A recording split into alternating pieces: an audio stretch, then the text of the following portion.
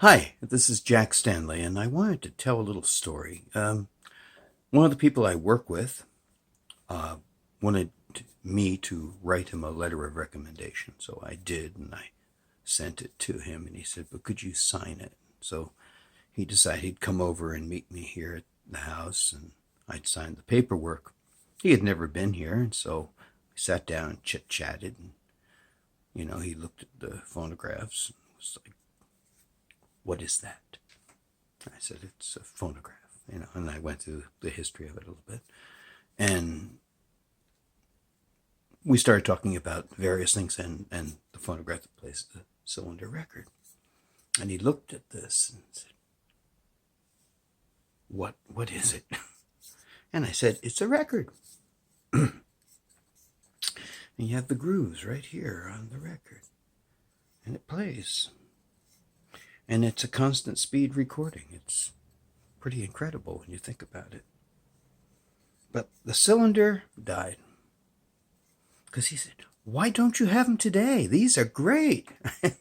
And I said, "No, you have to understand some things. I think they're neat, but they ran into several challenges. The cylinder record existed. That was the first type of thing that Edison worked with. Now, if, we can talk about like the phonograph was also on a cylinder. It was just easier to work with and experiment.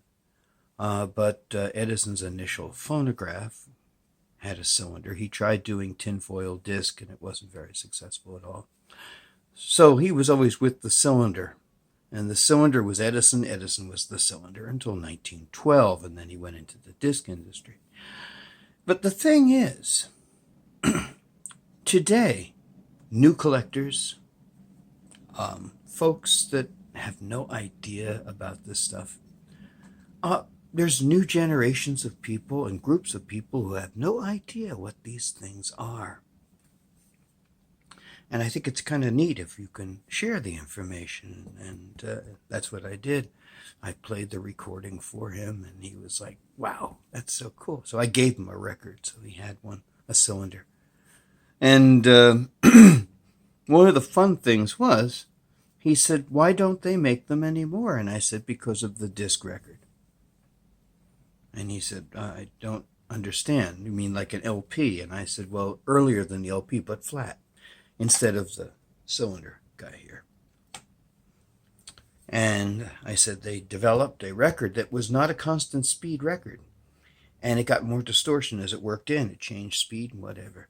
I said, very different from the cylinder. The cylinder was technically far in advance in that respect to the disc. But you have to look at it in several different ways. Convenience, size. You can stack a whole bunch of these in a pile, and you can put 6 cylinders there. So you could have like 30 discs or 6 cylinders. So the disc was more popular in that regard for storage. But then the final killer was side 2. That changed everything. Even though it had distortion as it moved in, even though it wasn't constant speed, you had 2 records. And it was so much easier to use, and every machine could play them practically, except for an Edison, of course. And the cylinder just slowly and eventually died. I guess one of the things I could possibly use to explain this is, years ago in talking to Theodore Edison, and I remember asking a question one day about cylinders and transferring electric cylinders, etc. And he said, "Why are you interested in cylinders?" He said, "When we made them, we couldn't give them away."